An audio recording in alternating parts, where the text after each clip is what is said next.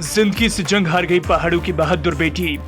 22 साल की उम्र में पर्यावरण प्रेमी चेतना भट्ट की मौत। छोटी सी उम्र में पर्यावरण के लिए अलग जगह गई चेतना भट्ट। उस तूफानी रात में एम्बुलेंस नहीं फंसती तो बच जाती चेतना की जान।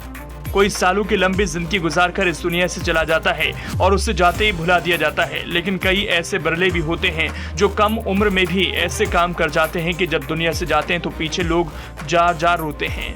ऐसी एक बेटी थी देवभूमि उत्तराखंड की, जो सिर्फ 22 साल की उम्र में इस दुनिया से चली गई, लेकिन 22 साल की छोटी सी उम्र में भी ऐसा काम कर गई कि पूरा उत्तराखंड अपनी इस बेटी को याद कर रहा है।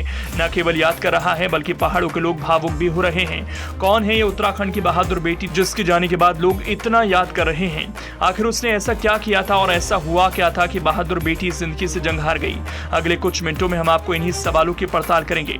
दरअसल हम आज उत्तराखंड की जिस बेटी की बात कर रहे हैं उसका नाम चेतना भट्ट है, जो अब इस दुनिया में नहीं है। तस्वीरों में नजर आ रही चेतना भट्ट शरीर से भले ही कमजोर लग रही हो, लेकिन चेतना मजबूत इरादों वाली लड़की थी। चेतना ने अपनी छोटी सी जिंदगी में ऐसे काम किए थे जो नई पीढ़ी सोच भी नहीं सकती। चेतना पर्यावरण प्रेमी थी और अपने आसपास के लोगों को पर्यावरण के लिए जागरूक करती रहती थी। पूरे उत्तराखंड में कहीं भी कोई आंदोलन होता, चेतना सबसे आगे खड़ी नजर आती। लेकिन आज उनकी तस्वीर के आगे गमगीन लोगों की भीड़ खड़ी है।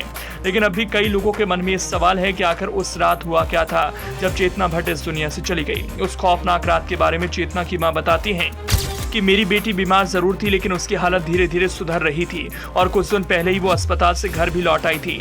लेकिन उस रात मेरी बच्ची ने रात में मुझसे कहा कि उसकी तबीयत कुछ ठीक नहीं लग रही, जिसके बाद हम उसे तुरंत अस्पताल ले गए।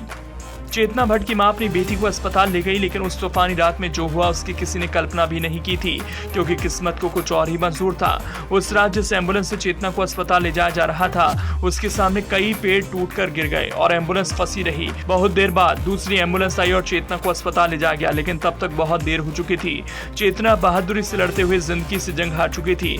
अब चेतना भट्ट हमारे बीच नहीं है, लेकिन अपनी छोटी सी उम्र में उत्तराखंड और पर्यावरण के लिए चेतना भट्ट ने जो काम किया उसके लिए उन्हें कभी भुलाया नहीं जा सकेगा और आने वाली पीढ़ी चेतना की जिंदगी से प्रेरित भी होती रहेगी। हम सब की तरफ से भी चेतना भट्ट को शत शत नमन। आपको हमारी ये खबर कैसी लगी हमें कमेंट कर जरूर बताएं। साथ ही इस तरह की और खबरों के लिए हमारे चैनल को सब्सक्राइब कर लें। शुक्रिया।